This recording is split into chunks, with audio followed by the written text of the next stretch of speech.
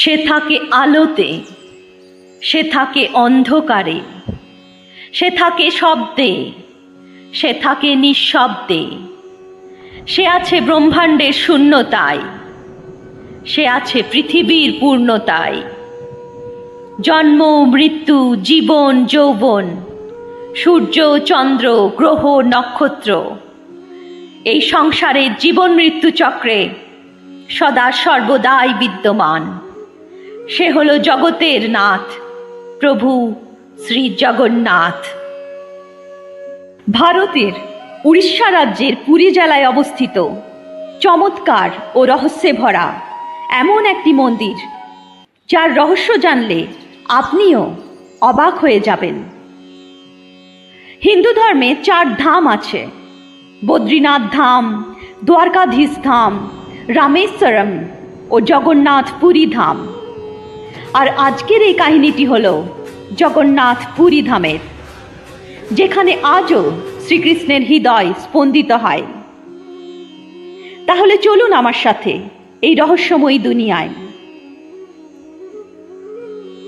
প্রতিটি মন্দিরে যেখানে মূর্তি মেটাল বা স্টোনের হয়, সেখানে এই মন্দিরে মূর্তি কাঠের তৈরি। চলুন জানা যাক এর পেছনে কি কারণ আছে। 3102 BC-তে জোড়া নামক এক শিকারী ভুল করে শ্রীকৃষ্ণের পায়ে তীর চালিয়ে দেয়, যার কারণে শ্রীকৃষ্ণ মানবলীলা সম্পন্ন করে গোলকধাম ফিরে যান। জোড়া পুরো রীতিনীতি মেনে শ্রীকৃষ্ণের দাহ সংস্কার করে, কিন্তু যখন শ্রীকৃষ্ণের চিতা শান্ত হয়, তখন জোড়া দেখে সব কিছু জ্বলে শেষ হয়ে গেলেও একটি মেটালের জিনিস তখনও পড়েনি। জোড়া বুঝতে পারছিল না যে এটা আসলে কি, তাই জোড়া সেটি নিয়ে বিক্রি করতে চলে যায়। কিন্তু সেটা কেনা তো দূরে যাক, কেউ তাকে হাতও দেয় না। অবশেষে জোড়া সেই মেটালের জিনিসটি কাঠের মধ্যে রেখে জলে ভাসিয়ে দেয়। সেই সময় অবন্তীর রাজা ছিলেন ইন্দ্রদ্যুম্ন। তিনি একজন বিষ্ণু ভক্ত ছিলেন। একদিন ভগবান বিষ্ণু মহারাজের স্বপ্নে এসে আদেশ দেন সমুদ্রের মধ্যে ভেসে থাকা একটি কাঠের দণ্ডকে সমুদ্র থেকে উদ্ধার করতে। সকালে উঠে রাজা সমুদ্র তটে যেয়ে দেখেন সত্যি সেখানে একটি কাঠের দণ্ড জলে ভাসছে। কিন্তু রাজার সেবকদের অনেক চেষ্টার পরেও সেই কাঠের দণ্ডটিকে বাইরে বের করা সম্ভব হচ্ছিল না। অবশেষে দলের সর্দার বিশ্ববাসুর সাহায্যে সেই কাঠের দণ্ড রাজমহলে নিয়ে আসা হয়। কিন্তু সেই কাঠের দণ্ড থেকে কেউই নীলমাধবের মূর্তি তৈরি করতে পারছিল না। যখন সবাই হার মেনে যায়, তখন সেখানে দেবতাদের শিল্পীকার বিশ্বকর্মা একজন বুড়ো কারিগরের রূপ ধারণ করে রাজসভাতে এসে উপস্থিত হন। তিনি রাজাকে আশ্বাস দেন যে তিনি মূর্তি নির্মাণ করবেন, তবে তার কিছু শর্ত আছে। সে 21 দিনে এই কাজটি সম্পন্ন করবেন এবং একাই সব করবেন, আর কেউ যেন তার কাজে বাধা না দেয়। রাজা তার সমস্ত শর্ত মেনে নেয়। লোকেরা শুধুমাত্র ছিনি হাতুড়ি ইত্যাদির আওয়াজ পেত। কিন্তু 15 দিন বাদ যখন শব্দ আসা বন্ধ হয়ে যায়, তখন রানী ভাবেন বুড়ো কারিগর হয়তো ক্ষুধায় তৃষ্ণায় মারা গেছেন। তাই রানী গুন্ডিচা মহারাজকে দরজা খুলে দেখবার জন্য অনুরোধ করতে থাকে। অবশেষে দরজা খোলা হয়, আর রাজা দেখেন যে সেই বুড়ো কারিগর সেখানে কোথাও নেই। আর তিনি সেখানে অর্ধেক তৈরি হওয়া 3টি মূর্তি রেখে গেছেন, যা এখন জগন্নাথ, ছোট বোন সুভদ্রা ও বড় ভাই বলভদ্র রূপে পুরীর জগন্নাথ মন্দিরে পূজিত হয়। আপনারা দেখে থাকবেন জগন্নাথ দেবের হাত পা অর্ধেক বানানো আছে। তার কারণ এটাই বলা হয়। এই মূর্তির মধ্যে সেই মেটালের জিনিসটিও রাখা হয়, যা আর অন্য কিছুই ছিল না, শ্রীকৃষ্ণের হৃদয় ছিল। তবে এটা কোনো নর্মাল হিউম্যান হার্ট নয়, এটা থেকে এনার্জি ট্রান্সমিট হয়। আর আমরা এটা তো অনেকেই জানি, that stones and metals are good conductor of electricity and wood is a bad conductor of electricity. এই জন্য ideal of Jagannath temple are made up of wood.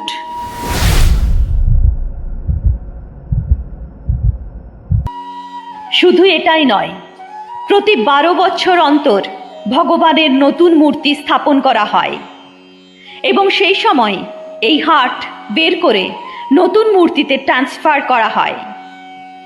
তবে এটারও একটি ইন্টারেস্টিং প্রসেস আছে। প্রতি 12 বছরে একদিন এমন থাকে যেদিন মন্দিরে কাউকেই এন্ট্রি দেওয়া হয় না। পুরোপুরি শহরের ইলেকট্রিসিটি কেটে দেওয়া হয়। মেন পুরোহিতের চোখে পটি ও হাতে বড় ও মোটা গ্লাস পরানো হয় আর 100% অন্ধকারে নতুন মূর্তিতে এই হার্ট স্থাপন করা হয়। একে নবকলেবর বলে। ইতিহাসে যে সকল পুরোহিতরা এই কাজটি করেছে তাদের মতে এটা ধরলে মনে হয় যেন কোনো জ্যান্ত খরগোশ ধরেছে। এটাও মনে করা হয় যে যদি কেউ এই হার্টটি একবার দেখে নেয় তার সেই মুহূর্তেই মৃত্যু অনিবার্য। তাই চোখে পটি না লাগিয়ে কাউকেই এই সেরিমনি করার অনুমতি দেওয়া হয় না।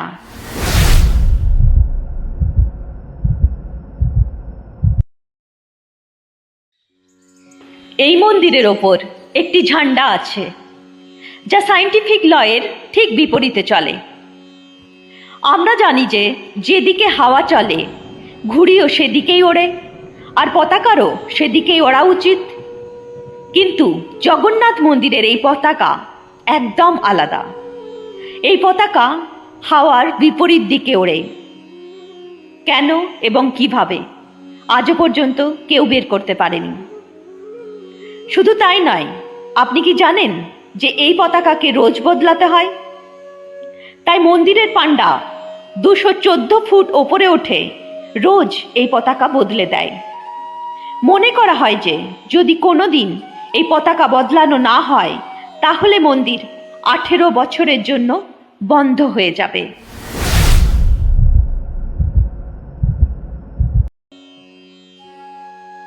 জগন্নাথ মন্দিরে আসা ভক্তদের জন্য রোজ প্রসাদ বানানো হয় এবং প্রসাদ বিতরণ করা হয়। কিন্তু পুরীর জগন্নাথ মন্দিরের প্রতিটি কাজেই ভগবানের কোনো না কোনো লীলা রয়েছে। মন্দিরে রোজ 500 জন ভক্তের জন্য প্রসাদ বানানো হয়, কিন্তু কখনো কখনো ভক্তের সংখ্যা 1000-এরও বেশি পৌঁছে যায়। কিন্তু জগন্নাথ মন্দিরে ভক্তদের প্রসাদ কোনোদিনও কম পড়ে না, আর না প্রসাদ নষ্ট হয়। কিন্তু এরকম হিসেব মানুষের পক্ষে লাগানো তো ভীষণ কঠিন। এখানেই শেষ নয়, প্রসাদ বানানোরও একটি বিশেষ রহস্য রয়েছে। কাঠের আগুনে 7টি মাটির পাত্রকে একের পর এক রেখে প্রসাদ বানানো হয়। সায়েন্স ও লজিক্স বলে যে সব থেকে প্রথমে সব থেকে নিচে রাখা পাত্রের খাবার তৈরি হবে, কিন্তু পুরীর জগন্নাথ মন্দিরে সায়েন্স আর লজিক্স চলে না।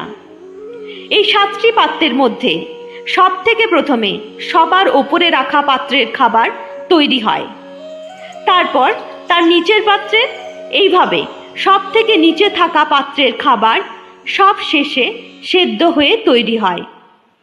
আর you shocked? You must be, but it is true. এই মন্দিরের সুন্দরতা শব্দের দ্বারা বোঝানো সম্ভব নয়। এত বড় মন্দির এত বছর আগে কোনো টেকনোলজি ছাড়া কিভাবে তৈরি করা হয়েছিল?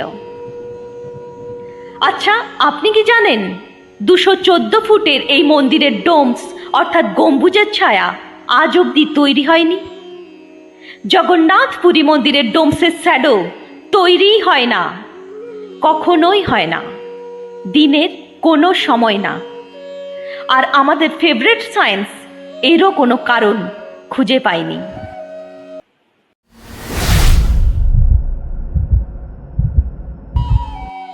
আমরা এটা অনেকেই জানি যে কিছু কিছু buildings, architectures and areas no fly zones থাকে, অর্থাৎ সেখানে ড্রোনস, এয়ারপ্লেনস এবং ম্যানমেড কোনো ফ্লাইং অবজেক্ট পাঠানোর বা ওড়ানোর পারমিশন নেই।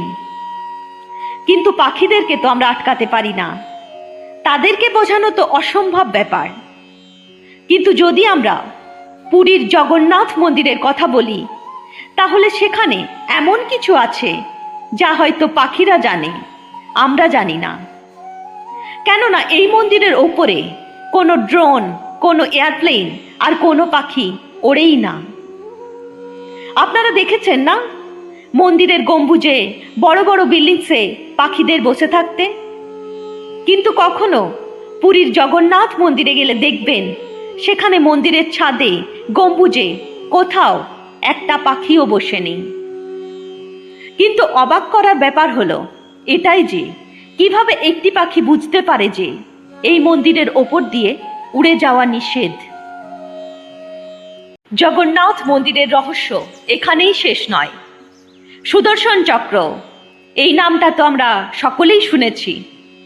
সুদর্শন চক্র ভগবান বিষ্ণুর অস্ত্র, যা অধর্মের বিনাশ করে।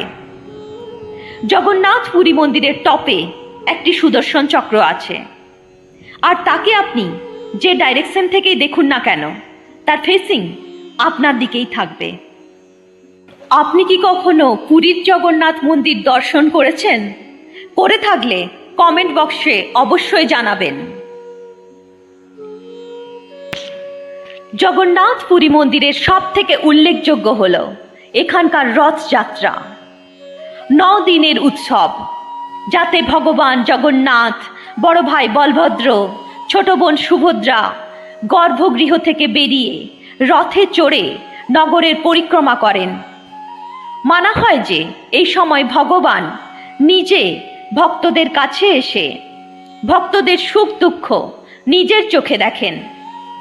আর এই রথযাত্রায় হাজার হাজার লোক এই ভিড়ের অংশীদার হন। জগন্নাথ পুরী মন্দিরের আরও অনেক ঘটনা আছে যা আমরা জানি না। যেমন ভগবান প্রতি বছর 15 দিনের জন্য অসুস্থ হয়ে পড়েন এবং এই সময় মন্দিরে ভক্তদের জন্য দর্শন বন্ধ থাকে। আমাদের ধর্মে এত রহস্যময় ঘটনা আছে যার সম্বন্ধে আমরা কিছুই জানি না। আমরা চোখ বন্ধ করে যে কোনো কালচার, যে কোনো ট্রেন্ডকে ফলো করে যাচ্ছি। আমরা ভুলে যাচ্ছি যে আমরা এমন একটি ধর্মের সঙ্গে জড়িত যা পৃথিবীতে সংস্কৃতি, সভ্যতা, পরম্পরা আর সংস্কারকে বাঁচিয়ে রেখেছে। এটি হলো সনাতন ধর্ম। আর এখন আমাদের সনাতন ধর্মকে রক্ষা করতে হবে। ভিডিওটি ভালো লাগলে ভিডিওকে লাইক করে চ্যানেলটি সাবস্ক্রাইব করতে ভুলবেন না। ভালো থাকবেন। জয় জগন্নাথ।